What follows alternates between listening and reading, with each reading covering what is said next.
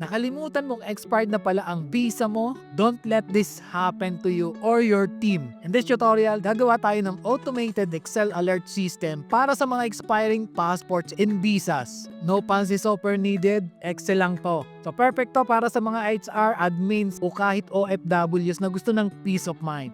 Let's automate and never miss an expiry again.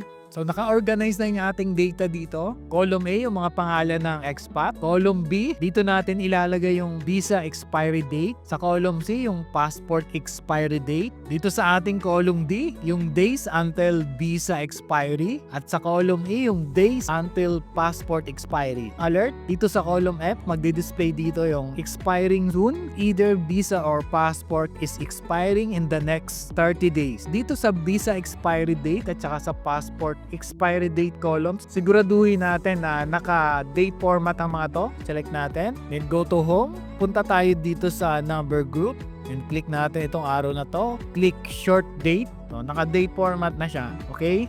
So next, punta na tayo dito sa days until visa expiry. So ang gagamitin nating formula dito, equals B2. Ito yung visa expiry date ni Olivia Johnson, nasa B2. Then, minus today, yung date ngayon. Open, close parentheses. Enter natin. So date yung lumabas niya. So ang gagawin natin, make sure na itong column na ito, days until visa expiry, ay naka-format ng number.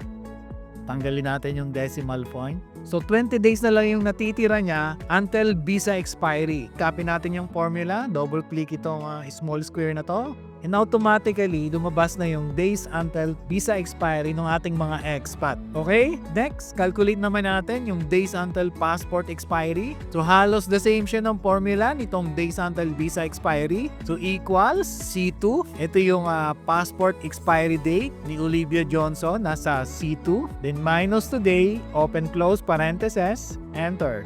Tanggalin natin yung decimal point. 370 days yung bago ma-expire yung kanyang passport. Kasi 10/10/2025 pa. Okay?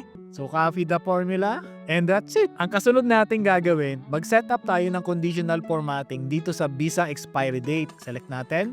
Gusto natin kasing i-highlight yung visas na mag-e-expire in the next 30 days. Okay? Go to conditional formatting.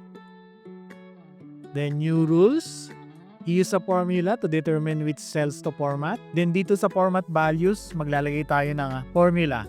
Itong formula na to ang mag-highlight ng visas na mag-expire in the next 30 days. So click natin yung format. Punta tayo sa fill. Click natin ang kulay red. Then okay. So ayan, na-highlight ng kulay red yung mga visa na mag-expire na in the next 30 days. So ngayon na ay October 5. Ito ay 10/25, 10/22, 11/1, 10/30. So mag-expire na yan in the next 30 days, okay? Ngayon, kung gusto nyo ring lagyan ng conditional or i-highlight yung passport expiry date na mag-expire in the next 30 days, i-repeat nyo lang yung formula na ginamit natin dito sa visa expiry date. Babaguhin nyo lang yung dito, gagawin nyo lang C2 dahil dito nag-start sa C2 yung expiry date ng passport. Okay? So ang kasunod natin gagawin ay mag-create naman tayo ng alert dito sa F column. Ito naman yung ating formula na gagamitin dito. Equals if or B2 to expiry dates minus 2 days less than or equal to 30. Then C2 yung second string minus today less than or equal to 30 expiring soon. Ang ibig sabihin niyan, kung yung visa expiry date at saka yung passport expiry date na nasa B2 at C2 ay less than or equal to 30, which is in the next 30 days, ang magde-display ay expiring soon. Okay? Enter natin. So itong 10/25 dito sa visa expiry date ay mag-expire na in the next 30 days kasi October 5 na yun. Kaya ang nag-display sa kanya ay expiring soon. Okay? So copy natin yung formula. Double click. So itong mga red na to na mag-expire in the next 30 days ay mag-expire na. Kaya ang naka-display dito sa alert natin ay expiring soon. Nakuha nyo ba? So para natin ma-highlight itong mga alert na to, magse-set up ulit tayo dito ng conditional formatting. So select natin and go to conditional formatting. New rule. Use a formula to determine which cells to format. So ito yung ating gagamiting formula. And go to format. Fill. Gawin natin yellow. And hit okay.